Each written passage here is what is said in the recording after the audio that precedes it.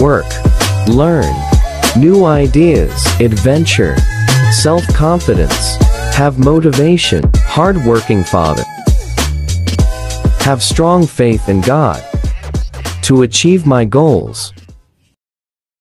Please subscribe my channel and don't forget to like and push the notification bell for more videos. Thank you. Hello mga ka-loads. So ngayong umaga gumising tayo mga 6 AM. So ngayon pupunta tayo sa palengke. Try natin na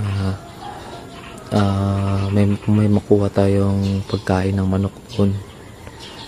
So magmumotor tayo. Try natin na kukuha tayo ng ano doon, mga gulay na mga binalatan na gulay para mapakain natin sa mga manok natin mamaya. So medyo bagong gising pa. Morning mga loads. Morning, ingat kayo dyan. Siya mamaya kasi pupunta na ako doon sa palengke para may mabutan ako kung mayroon, kasi baka mamaya wala na po. Ingat kayo dyan. Hello mga ka-loads, isang panibagong umaga na naman sa inyo. So ayan, papunta na po tayo doon sa may bagsakan ng mga gulay. Kumuha tayo ng gulay doon para may pangkain ng ating mga manok. So ayan mga ka-loads, maaga tayo para may maabutan tayo, kasi minsan hindi lang po ako yung humihingi, so marami din na mga humihingi din na mga nag-aalaga din ng mga hayop. So ayan na nga po mga ka-loads, meron po nagja-jogging. Sobrang aga po natin, so kailangan para may maabutan tayo doon, kasi hindi lang po ako yung humihingi ng mga gulay doon sa bagsakan, kasi marami po din po na humihingi doon, nag-aalaga din ng mga hayop po. Ayun mga ka-loads, so nagda-drive na po tayo papunta doon sa bagsakan ng mga gulay. Tsaka tignan niyo naman po mga ka-loads, sobrang lawak po ng daan, wala pong mga dumadaan pa kasi sobrang umaga po natin. Ganito po sa probinsya po ng Jensan. Ayan, hi sa lahat ng mga taga Jensan dyan. So magandang Jensan sa inyo. Ayan mga ka-loads, good morning. Ayun, kaway-kaway tayo dyan. So habang nagda-drive tayo, yan, pasilpi-silpi muna tayo dito sa daan, pero ingat lang para iwas sa disgrasya. At ayan na nga po mga ka-loads, so nakahingi na tayo ng gulay. Salamat kay kuya, ang bait po. So saglit lang tayo nag-ikot doon sa mga gulayan. So mayroon tayong nakita na nagbabalat ng gulay. So ayan, nakahingi ako isang sako, sobrang bigat po niyan. Ayan mga ka-loads, ito pala yung palengke namin dito sa Jensan ng mga gulayan, tsaka may prutas po dyan, may nagtitinda ng mga prutas. Ayan, so tinali ko na po yung gulay yan para hindi mahulog sa motor, kasi nagmotor tayo ngayon. So ayan na mga ka-loads, kailangan na natin umuwi ng maaga para mapakain natin yung mga manok, kasi almost 7 na po ng umaga. O ayan, daladala ko na po yung isang sako ng mga gulay. Sobrang dami po niyan. Ng araw na po na pagkain ng mga manok. Ayan na mga ka-loads, nakakuha na tayo ng ating mga gulay. Ang bait naman ni kuya, so binigay sa atin yung isang sako na balat ng mga Chinese cabbage. So ayan, kailangan tulong na din ito, pangalalay sa mga manok. Ang dami ito, ilang araw kaya ito maubos. Ang bigat itong buhat na mag-isa. Ayan, pao na tayo, pauwi sa kanila manok nating alaga.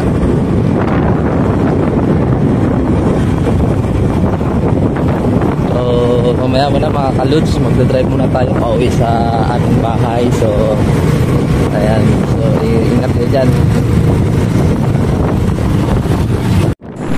Tignan nyo naman po mga ka-loads, so ang lawak pa rin po ng daan natin pauwi. Wala pa pong mga nagdadrive pa po na mga nakamotor or may mga sasakyan, natutulog pa sa mga tahanan nila. Yan mga ka-loads, so pauwi na tayo.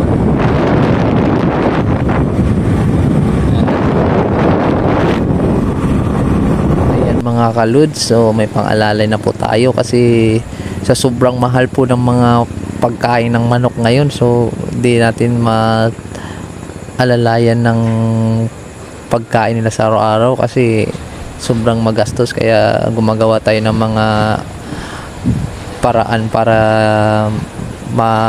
makatipid tayo sa pagpakain ng manok. Ayan na po mga kalods, so dito na po tayo, nakauwi na po tayo. So mamaya, so dadali natin yan doon sa kabilang bahay, sa bahay ko, para pakain na po yung manok natin. So ayan, dyan lang muna yan. So dito na nga po tayo sa aking tahanan mga lods. So ayan, i-ready na po natin yung mga gulay na ipapakain natin sa mga manok. Sobrang dami po niyan, so kailangan tipirin natin para makaabot ng ilang araw bago tayo makahingi ulit doon sa bagsakan ng mga gulay. So ayan, chachap-chapin ko na po yung mga gulay na yan para pang alalay po na pagkain sa mga manok. Tsaka ayan, kakatulong din yan sa pang araw-araw nila na pagkain. Ayan mga kalods, so dandahan na natin chachap-chap yung mga gulay dyan para makain agad ng ating mga alagang manok pag na chap-chap na po yung mga gulay dyan. So yan lang talaga mga kalods, kailangan nating tiyagaan na manumanuhin natin na pag chap-chap na mga gulay para makatipid din tayo sa pagpapakain ng mga manok. Sobrang tipid na po yan mga kalods, so malaking tulong na din yan para mabawas-bawasan din natin yung patuka natin sa manok. Yan, so malaking tulong na din yan. Salamat din sa mga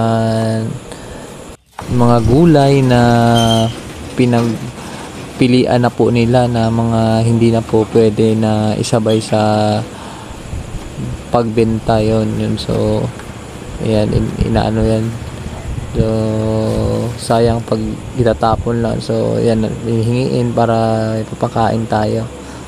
Yun lang mga kalod. So ayan, so mga nagbabalak na manok dyan na mag-start pa lang, so ganyan yung diskarte para makatipid kayo. So hihingi kayo ng mga gulay or magtanim kayo ng mga gulay para mayroon kayong pang organic na pagkain ng ating mga alagang manok. So malaking tulong na yan mga kalods para sa pagpapatuka natin sa mga manok. So ayan, so maraming salamat po pala talaga sa mga ating mga supporters dyan, mga viewers. Thank you sa inyo sa panonood ng aking video. At salamat sa mga nagko-comment at nagla-like at nag-share ng aking video. Thank you sa inyo. So araw-araw tayong gagawa ng video para ma-update kayo sa aking mga ginagawa sa pang-araw-araw na aking buhay bilang isang single na ama. So ayan, kasi wala po yung aking pamilya dito, umuwi po sa Manila at tayo lang dito nag-iisa sa aking tahanan. So ayan, miss na miss ko na po yung aking mga anak, sila Kaylee, Kali at Cassie. Ingat kayo dyan parati, mahal naman kayo ni Papa. At lalong lalo na po dyan sa mga nanonood, maraming salamat po sa inyo, sa mga pamilya, mga kakilala ko, kaibigan, mga relatives ko. So ayan, mag-ingat kayo parati dyan. At ayan na nga po mga kalods, so inaluan ko na po ng ating mga pagkain na patuka sa manok. Bali yung hinahalo ko dyan mga kalods, crack horn tsaka yung Integra na 4,000. Yan, so sa mga malalaking mga manok ko na po yan ibibigay. Ayan, hinahalo ko na po yung gulay tsaka yung mga patuka ng ating manok. Ayan, malaking tulong na din, so marami-rami na din yan mga kalods. So mabubusog na ang ating mga alagang manok dyan. Ayan, so bibigay na po natin doon sa mga alagang manok natin. Ayan, dito sila ngayon. So ayan mga kalods, Medyo nag-i-start pa tayo na magparami ng ating mga alagang manok. So ayan, kumukuha tayo ng mga tips para hindi tayo mahirapan sa pag-alaga ng manok. Ayan, so at ayan na nga po mga kaludes, bibigyan na po natin yung ating mga alagang manok dito. So ayan sila, umaabang na po, gutom na po sila kasi hindi pa sila nagumagahan. Yan yung umagahan nila ngayon. Yan, so papakainin natin, pabubusugin natin para ayan, hindi sila magugutom. So yan lang po mga kaludes. Bali pag wala pa pong trabaho sa umaga, yan po ang aking ginagawa. So papakain po ng mga alagang manok. Ayan. So ayan mga kaludes, maraming salamat po sa inyo at hindi ko na po pahahabain tong video na aking ginawa po mga kaludes. So yan lang mga kaludes, papakainin ko pa ibang alaga nating mga sisiw at saka yung mga months old na mga manok doon mga kaludes. So yan lang po mga kaludes, maraming salamat sa inyo at sa walang sawang panonood at saka pag-like, pag-share at saka pag-comment ng aking mga video. So sana nakatulong to sa inyo mga kaludes. Maraming salamat at God bless sa inyong lahat.